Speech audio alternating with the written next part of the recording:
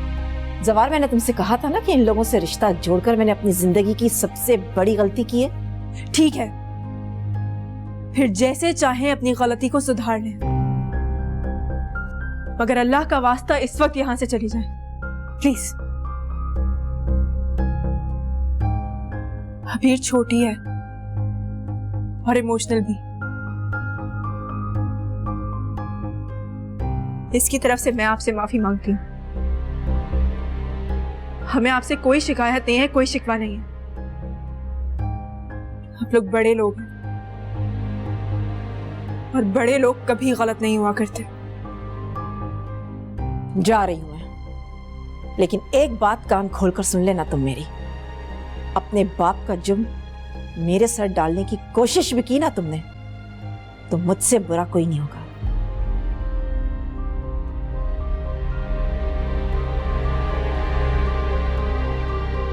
चलो जवार।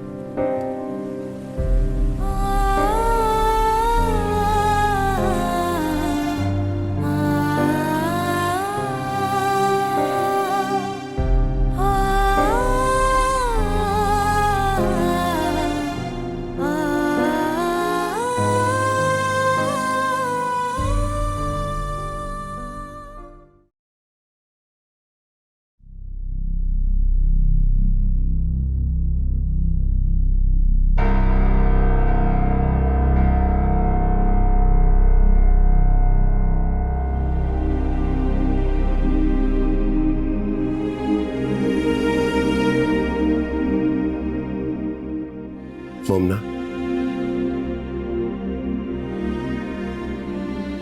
देखो बेटा, हमारे घर कौन आया है? तुम्हारा भाई अबीर। आओ ना बेटा, तुम भी देखो इसे।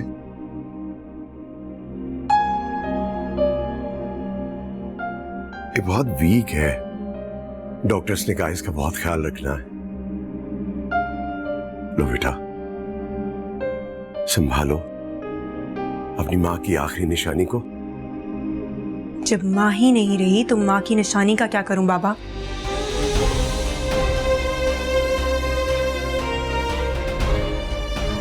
क्यों लेकर आए आप इसको यहाँ पर? इसे वहीं मरने के लिए क्यों नहीं छोड़ दिया आपने? काश अम्मी की जगह ये मर गया होता। मेरा बस चले तो इसको जान से मार दूं। कबीर, किसी बातें कर रही हो तुम? मैंने तो अपनी भाई पे जान। नहीं है ये हमारा भाई, और ये मुबारक हो आपको, आपके बुढ़ापे का सहारा, जिसने हमारी माँ की जान ले ली।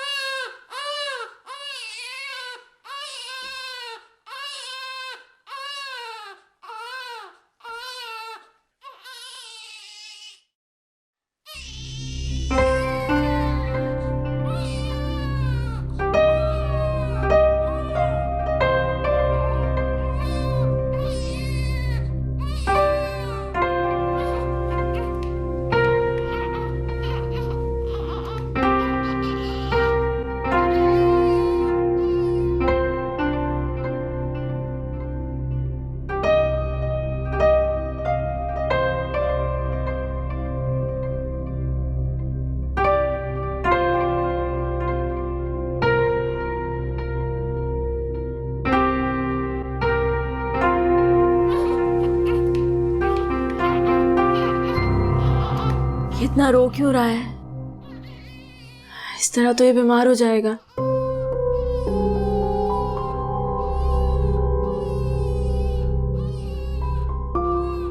रोने दो इसे, इसके नसीब में रोना ही लिखा है। सो जाओ। शायद इसको भूख लग रही है, मैं जाके देखती हूँ। कोई जरूरत नहीं है, उसे भूख लगे या कुछ भी हो तुम्हारा मसला नहीं है।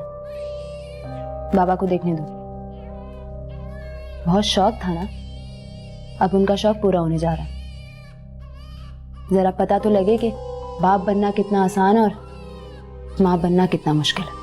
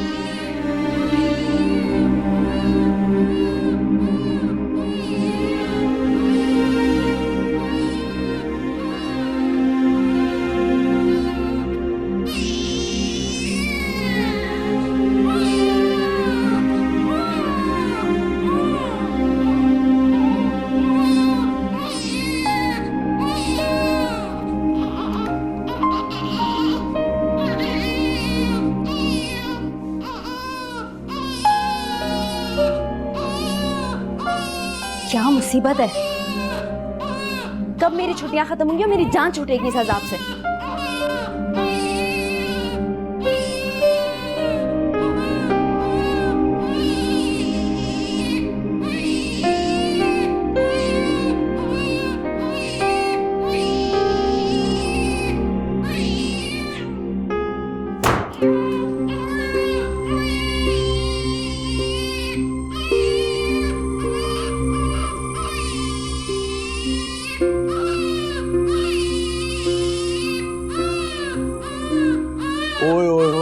बेटा बस बस बस बस, देखो ये देखो बाबा आ गए, बाबा आ गए। नहीं नहीं नहीं, रोना नहीं, रोना नहीं, रोना नहीं, आओ आओ, दूध पिए, आ जाओ, दूध पिए, दूध पिए। गुड बॉय, आप तो अच्छे बच्चे, आप तो नहीं रोते है ना।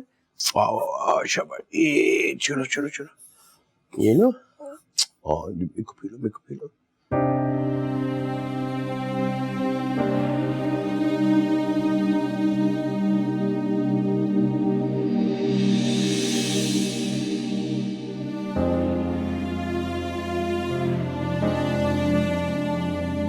आप तो मेरे हाथ पांव ऐसे लेकर बैठ गए जैसे मैं कोई नई नवेली दुल्हन हूँ।